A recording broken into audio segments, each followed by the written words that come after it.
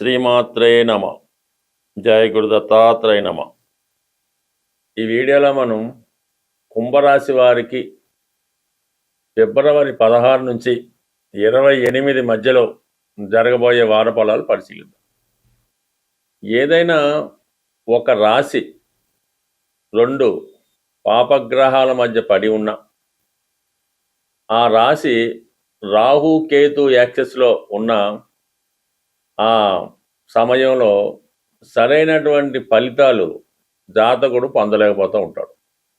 ఎన్ని అవకాశాలు వచ్చినా కూడా అవి కళ్ళెదురుగుండానే ఇతరులు తన్నుకుపోవడం కానీ, ఇతరులు మీకు వచ్చిన అవకాశాలని వారు ఎంజాయ్ చేయడం కానీ జరుగుతూ ఉంటుంది.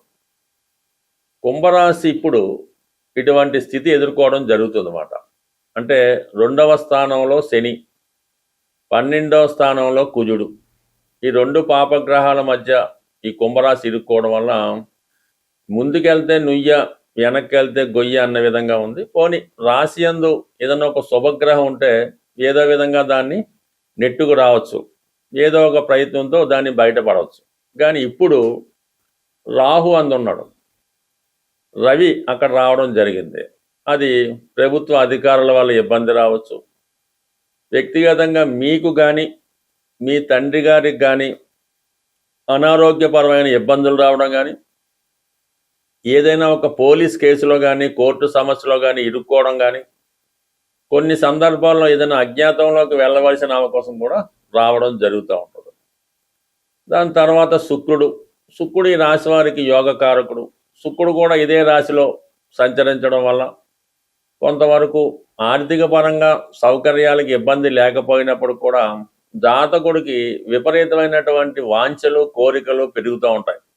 తన స్థాయికి మించిన కోరికలు, ఇదో లైఫ్ని ఏదో విధంగా ఎంజాయ్మెంట్ చేయాలని, అలాగే ఏదో ఒకరి మీద వ్యామోహం పెంచుకొని వారి కొరకు జీవితాన్ని, ధనాన్ని, సమయాన్ని వృధా చేయడం, వారితోనే జీవితం ఉన్నట్టు 24 గంటలు అదే వ్యామోహంలో ఉంటూ మరి మిగతా కుటుంబ సభ్యులకి దూరం అవడం కూడా జరుగుతూ ఉంటుంది. అంటే ఏదో ఒక మాయలో పడుతూ ఉంటారు, స్త్రీలు కానీ పురుషులు కానీ ఏదో ఒక మాయలో పడి అందులో చిక్కోవడం జరుగుతూ ఉంటుంది. కొంతమంది పురుష వ్యామోహంలో పడుతుంటారు, కొంతమంది స్త్రీ వ్యామోహంలో పడుతుంటారు, కొంతమంది ఆన్లైన్ బెట్టింగ్లో పడి నాశనం చేసుకోవడం కూడా ప్రస్తుతం ఈ రాశి వారికి జరుగుతుంది. కాబట్టి ఇట్టి పరిస్థితుల్లో కూడా ఎటువంటి వ్యామోహాలకి, ఎటువంటి ఈజీ మనీకి, ఇతరుల ధనానికి, ఇతరులకు సంబంధించిన వస్తువుల మీద ఆశ పెట్టుకోవడం అన్నది అంత శ్రేయస్కరం కాదు.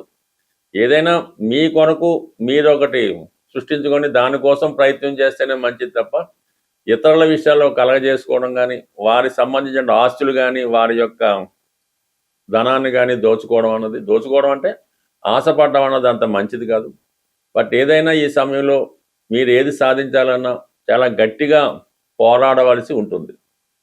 అయితే ఈ నెల 23వ తారీఖు తర్వాత కుజుడు కూడా కుంభరాశిలో ప్రవేశించడం జరుగుతూ ఉంది.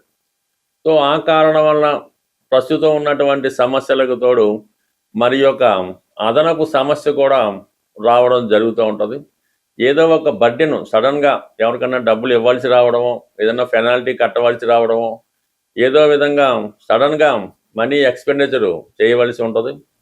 దానివల్ల ఏంటంటే కొన్ని ఇబ్బందులు కూడా జరుగుతుంటాయి. ఇంకా మీరు పూర్తిగా ఏలినాటి శని నుంచి బయటపడలేకపోవడం, ఇవన్నీ కూడా ఈ కుంభరాశి వారికి కొన్ని అనుకోని చిక్కుల నుంచి బయటపడే అవకాశం ఉంటుంది. అంటే సాధారణంగా ఈ రాశి వారు ధనాన్ని సేవింగ్ చేసుకునే ఆలోచన అయితే ఉండదు.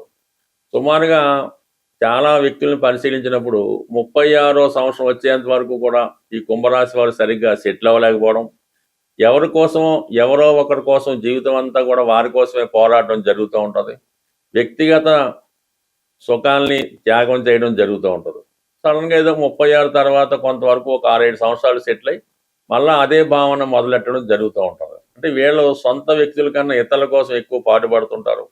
ఏదో ఒక బలహీనతో జీవితాన్ని ఇబ్బంది పెట్టుకోవడం కూడా జరుగుతుంటుంది.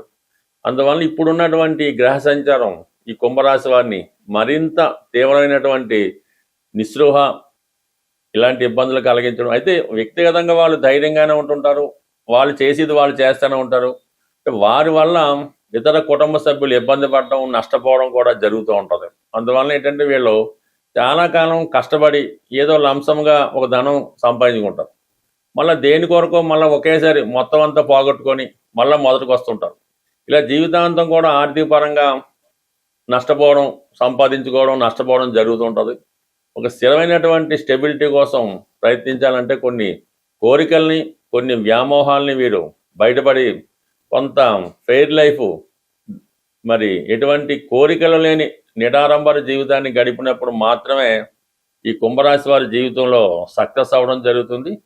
మరి ఈ కుంభరాశి వారికి తర్వాత జన్మ ఉత్తమైన జన్మగా రావడం జరుగుతుంటుంది. మరి ఈ జన్మలో కూడా అదే కంటిన్యూ చేసుకుంటే మళ్ళా బ్యాక్కి ఇదే రాశిలో జన్మించడం జరుగుతూ ఉంటుంది. బట్ నమ్మినా నమ్మకపోయినా కుంభరాశి వారి యొక్క జీవితం, వారి యొక్క అభివృద్ధి ఇవన్నీ కూడా ఒక మిస్టరీగా కనబడుతుంటాయి. సంపాదించింది ఇతరులకు దారిపోయడం, తన దగ్గర ఏమీ ఉంచుకోకపోవడం, ఇవన్నీ ఈ కుంభరాశి వారి కొంతమందిలో కనబడుతుంటాయి. ఎవరికైనా సరే ఇప్పుడు ఉన్నటువంటి స్థితిలో వ్యాపారం చాలా బాగా జరిగి సడన్గా ఆగిపోయి, రొటేషన్ ఆగిపోయినా, గృహంలో ముఖ్యంగా ఇంట్లో వివాహాలు జరగకుండా, మరి మగపిల్లలు సరైనటువంటి సెటిల్మెంట్ లేకుండా, ఆ కుటుంబం అశాంతితో ఉన్నప్పుడు, మొత్తం మీద ఆర్థికపరమైన సమస్యల సాల్వేషన్కి, వ్యాపారంలో అభివృద్ధికి, అలాగే శుభకార్యాలు తొందరగా జరగడానికి ఒక గొప్ప పరిహారం అన్నది చెప్పడం జరిగింది. అది శాస్త్ర గ్రంథాల్లో పెద్దలు చెప్పడం వల్ల అనుభవజ్ఞులంటే సలహా మేరకే ఈ యొక్క ప్రయోగం మీకు చెప్పడం జరుగుతుంది. దీన్ని ప్రాక్టికల్గా అమలు చేయడం వల్ల కూడా చాలామంది చాలా తొందరగా సక్సెస్ అవ్వడం జరుగుతూ ఉంటుంది. ఇప్పుడు ప్రధానంగా అందరూ కూడా ఈ పటిక అన్నది బయట కట్టడం కానీ, ఇంట్లో పెట్టుకోవడం కానీ, పటికని పూజించడం కానీ జరుగుతుంది. అంటే దాన్ని ఇంగ్లీష్లో లైమ్ అంటారు. అది వాటర్ ప్యూరిఫికేషన్ కోసం గతంలో వాటర్లో కలుపుతుండేవారు. ఇప్పుడు విరివిగా అన్ని పూజా స్టోర్స్లో కూడా దొరుకుతుంది. ఇది ప్రధానంగా పటిక. అంటే పటిక అన్నది అక్కడ ఉన్నటువంటి నెగిటివ్ ఎనర్జీ, ఏ రకమైనటువంటి నెగిటివ్ ఎనర్జీ అన్నా దాన్ని రిమూవ్ చేయడం జరుగుతూ ఉంటుంది. అందుకని ఈ సమయంలో మీరు పటికని ప్రధానంగా తీసుకోవాల్సి ఉంటుంది. అయితే ఒక 300 గ్రాములు, ఎక్కువైనా తక్కువైనా పర్లేదు, ఒక 3 ఈ పటిక ముక్కలు తీసుకోవడం జరుగుతుంది. అలాగే ఎరుపు క్లాత్, ఆకుపచ్చ రంగు క్లాత్, పసుపు రంగు క్లాత్, అంటే 3 రంగులు విడివిడిగా ఒక పాకెట్ సైజు, హ్యాండ్ కర్చీఫ్ సైజులో ఉంటే సరిపోతుంది. అవి ఖచ్చితంగా కొత్తవి మాత్రమే అయి ఉండాలి. ఈ ఎరుపు రంగు క్లాత్లో ఈ 300 గ్రాములు, ఎక్కువ తక్కువైనా పర్లేదు, ఒకే ముక్క పటిక వేయవలసి ఉంటుంది. దాంట్లో ఒక రాగి కాయిన్, డాలర్ కానీ రాగి కాయిన్ కానీ వేసి దాన్ని ఒక మూటగా ఎరుపు రంగు దారంతో కట్టవలసి ఉంటుంది.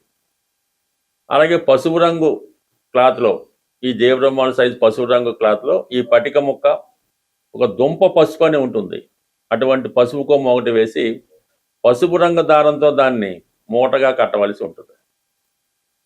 ఇక ఆకుపచ్చ రంగు క్లాత్లో ఈ పట్టిక, అలాగే సిల్వర్ కాయిన్, తక్కువైనా ఎక్కువైనా కాయిన్ అయినా పర్లేదు, సిల్వర్ అయినా పర్లేదు, అందులో వేసి ఆకుపచ్చ రంగు దారంతో దాన్ని మూటగా కట్టవలసి ఉంటుంది. దాని తర్వాత ఈ 3 కలిపి ఒక తాడుతో శుభ్రంగా కట్టి, అది వ్యాపార సంస్థ అయితే వ్యాపార సంస్థ బయట, అంటే గుమ్మం, అంటే ఎవరైతే ఖాతాదారులు వస్తూ పోతూ ఉంటారో దానిపైన కట్టవలసి ఉంటుంది. అదే ఇంట్లో అయితే గుమ్మం పైన, అంటే గుమ్మం కింద మనం నడిస్తే పైన ఈ మూట ఉండే విధంగా మీరు అరేంజ్ చేసుకుని, కట్టే ముందు మాత్రం మీకు అనుకూలంగా ఉన్నటువంటి ఏ సాధనతారో, క్షేమతారో, లేదంటే ఏ బుధవారం ఆదివారం చక్కగా ఎవరికన్నా పెద్దవారితో కానీ, మీకు సర్వెంట్ ఉంటే వాళ్ళతో కానీ పైన కట్టించి వాళ్ళకి ఎంతో కొంత దక్షిణగానో బహుమతిగానో ఇవ్వాల్సి ఉంటుంది. కట్టిన ముందు మాత్రం ఒకసారి సాంబ్రాణి పొగ వేస్తే సరిపోతుంది. ఈ విధంగా చేయడం వల్ల చాలా తొందరగా మరి తిరిగి మీ వ్యాపారం పుంజుకోవడం, ఆగిపోయినటువంటి మీ అభివృద్ధి, శుభకార్యాలు ఏదో ఒకటి కంప్లీట్గా కొంత మూమెంట్ మాత్రం తొందరగా రావడం జరుగుతూ ఉంటుంది. న్యాయసమ్మతంగా ఉండవలసినటువంటి ఏ కోరికైనా నెరవేరడం జరుగుతూ ఉంటుంది. ఇది కొత్తగా అన్నది కాదు, గతంలో ఉండేది. రాను రాను అది కొంతగా తగ్గించి కేవలం ఎరుపు రంగులో మాత్రమే ఈ పట్టిక అన్నది కట్టడం జరుగుతూ ఉంటుంది.